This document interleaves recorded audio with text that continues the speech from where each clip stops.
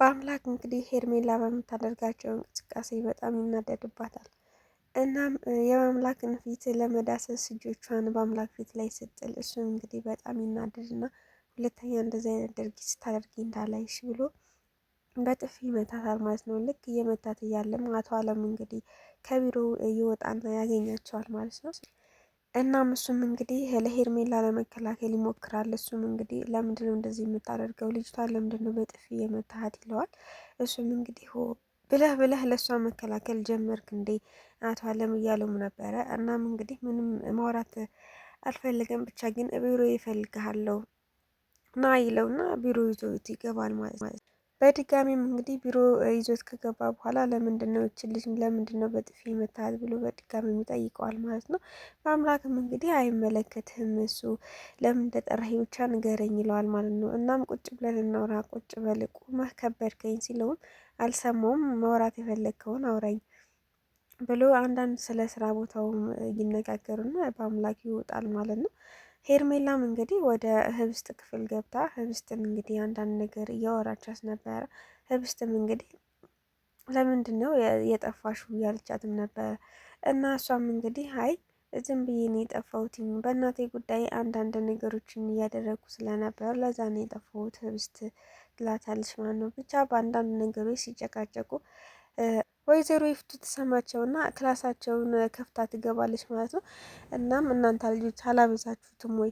እስከ ዛሬ ሳቃችሁ ጣራ ይነካ ነበር፣ ደግሞ አሁን ጭቅጭቃችሁ በሰላም ነው ወይ ትልና ትቆጣቸዋለች። እነሱም እንግዲህ ሄርሜላ በበኩሏ እንግዲህ ይቅርታ እኔ ነኝ ለዚህ ሁሉ ተጠያቂዋ እኔ ነኝና በጣም ይቅርታ ትላታለች ማለት ነው። እሷም እንግዲህ በጨዋ ያደገ ልጅ እንደዚህ ይቅርታ ይጠይቃል አለች አይደለ ይቺ ተለጉማ እያለች ህብስትን በነገር ለመንካት ትሞክራለች ማለት ነው።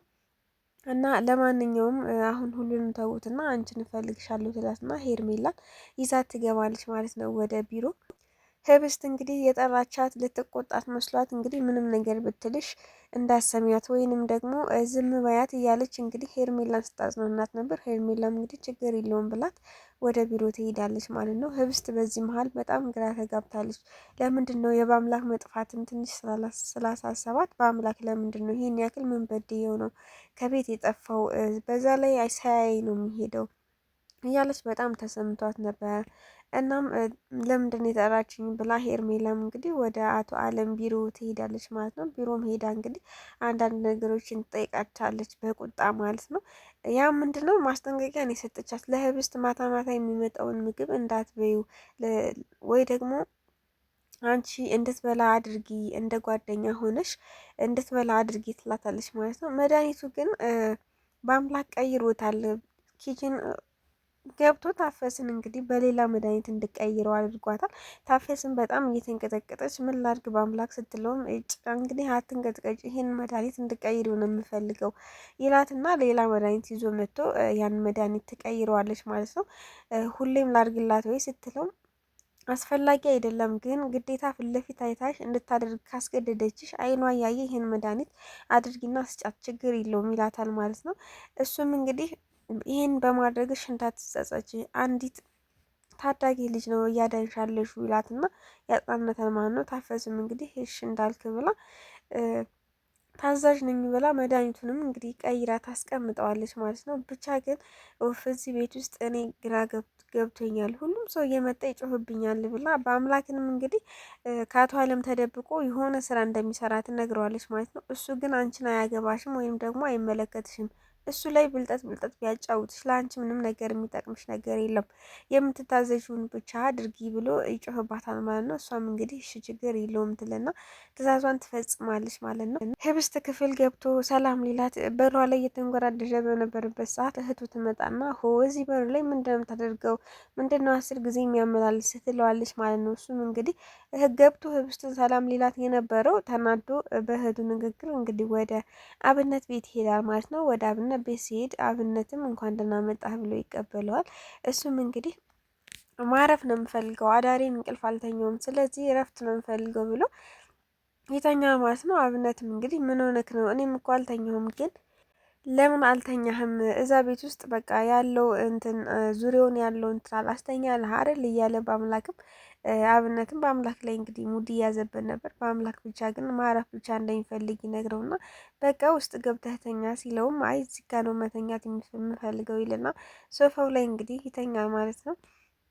ሄርሜላም እንግዲህ እናቷ አለምንና ሴትዮዋን ካናገረቻት በኋላ ወደ ህብስት ክፍል ትገባና ህብስትን እንግዲህ በትልቁ ይቅር በይኝ እንደ ጓደኛ ስላልሆንኩ እንደ ድሮ ስላልሆንኩ እኔ በእናቴ ጉዳይ ወዲህ እያልኩ ስለነበረ የአንቺን ጓደኝነት እርስት አድርገዋለሁ ብቻ ግን ለሚፈጠረውና ለማደርገው ነገር ሁሉ ይቅር በይኝ ትላታለች ማለት ነው። ህብስት ደግሞ ለምኑ ነው ይቅር የምትይኝ እንዴ ምን ችግር አለው ምናምን ትላለች እና ህብስት አሳስቧት ነበር የጠራቻት ልትቆጣት መስሏት ምን አለችሽ እያለችም ነበር።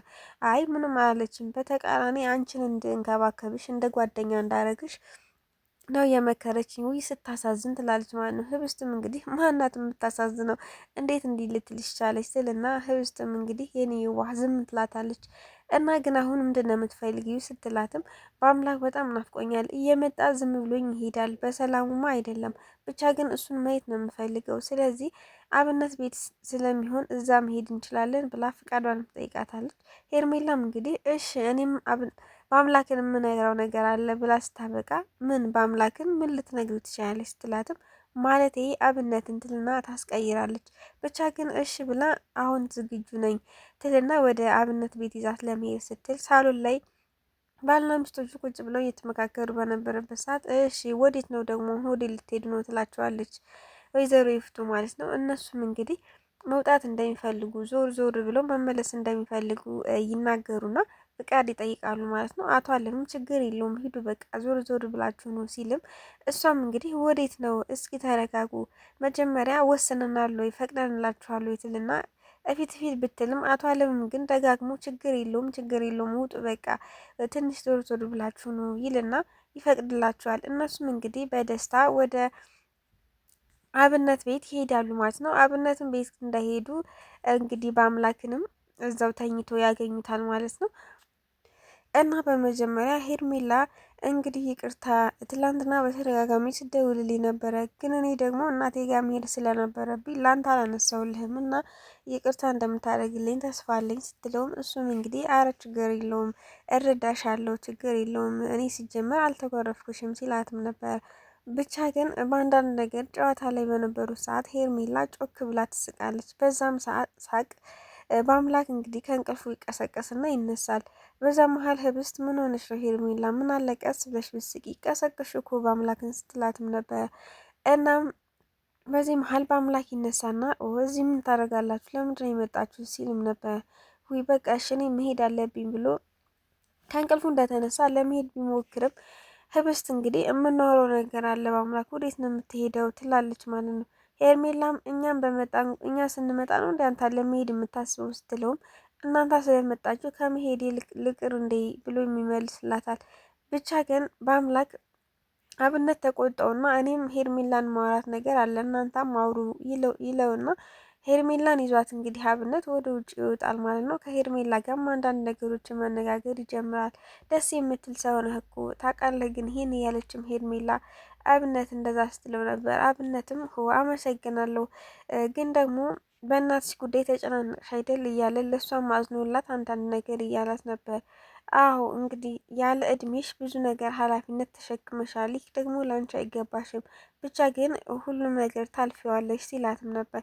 እሷም እንግዲህ አዎ አንድ ቀን አልፈዋለሁ እናቴም ደህና ትሆናለች እና ሰሞኑን ለዛ ነው እንደዚህ ያደረግኩት ትለዋለች ማለት ነው። እነሱ ማውራት ያለባቸውን ነገር አውርተዋል። ህብስትና በአምላክ ግን ምንም ሊያወሩ አልቻሉም። ለደቂቃ ዝም ብለው እየተጠባበቁ ነበር። እኔ ምለው ቆይ ላወራህ ብለሽ እኮ ነው ያስቀመጥሽ፣ ግን ደግሞ ዝም ብለሻል ሲላትም አንተ እንድትጀምርልኝ ፈልጌ ነው ትለዋለች። እሱም እንግዲህ ምን እንደምጀምርልሽ አንቺ ማውራት የፈለግሽውን አውሪ ሲላትም በቃ ጮክ ጮክ ብለው መነጋገር ይጀምራሉ ማለት ነው። እሷም እንግዲህ ይፍቱ ያለቻትን ነገር አስታውሳ ቆይ እኔ እንደዚህ ከቤት እንድጠፋ አድርጌያለሁ ወይ ሰልችቻለሁ ወይ ትለዋለች ማለት ነው።